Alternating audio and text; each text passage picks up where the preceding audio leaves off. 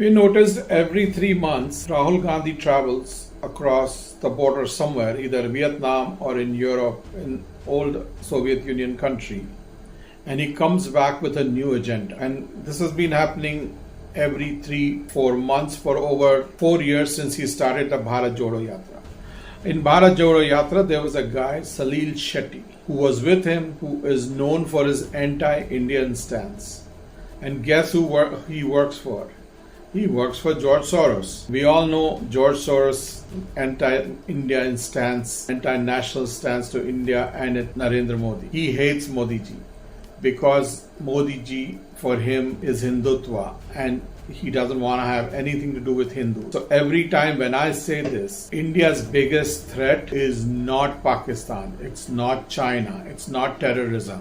It's Rahul Gandhi. Rahul Gandhi has become anti-Indian, anti-national, anti-Hindu. You see people that surround him. They are all working with George Soros in some capacity or the other. Harsh Mandar, who led the Shaheen Bagh episode, was part of Rahul Gandhi's team, and he's very close to Sonia. Amrit Kaur works with George Soros. She is the daughter of Dr. Manmohan Singh, works in his foundation. There are a lot of people. Shiv Shankar Menon, who was the National Security Advisor of India, he was at that time a trusted lieutenant of George Soros as a trustee on his foundation, and he still continues to be. So these are all these people who are associated with George Soros, who work with Rahul Gandhi. And every 3-4 months they come up with a new agenda, whether it was the Pegasus, whether it was Ambani Adani, caste census, the farmers' protest, and now their end game this time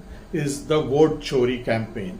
This is the exact same campaign that George Soros orchestrated in Bangladesh. Their plan was to have the same kind of agitation across India to overthrow the Modi government. We as Indians, as Hindus, have to take note of this and don't let this happen. I know it won't happen because Indians are smart. They are not dumb. And they have seen through Rahul Gandhi and seen through what he is. He is just dumb. The man doesn't have a brain of himself. He cannot run a rhetoric on his own. He needs allies. And guess whose allies are? Priyanka Gandhi, Akhilesh Yadav, and the worst of them, Tejasvi Yadav from Bihar. All these Nepo kids trying to run a campaign, and none of them have half an ounce of brain what Modi has and BJP have across. Thankfully, for a country like India, we need leaders like Modi, Gadkari, Amit Shah, Jai Shankar, Rajnath Singh to run this country, because we are facing a crisis from within. India's biggest enemy is not outside India, it's inside India. And somewhere we all have to rise up and fight this nemesis that is Rahul Gandhi. He doesn't amount to much. They only have 99 seats, and if the elections were held today, they would probably go down to about 50 seats again, because that 10,000 rupees that they promised got them some extra seats. Otherwise, they would not have got those seats also. He is nothing but a liar.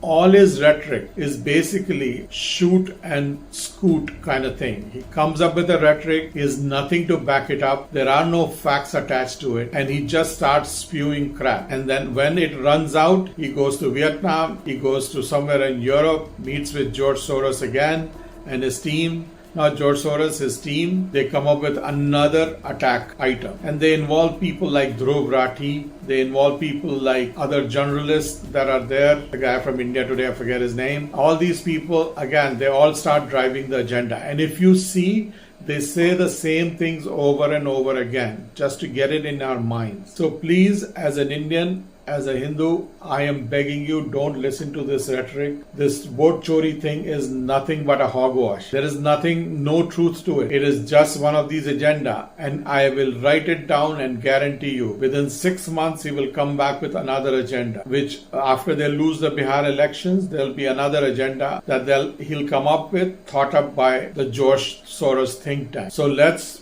face it and keep this in your mind. India's biggest enemy is not Pakistan, it's not China, it's not terrorism. It's Rahul Gandhi or Vinci, whatever you want to call him.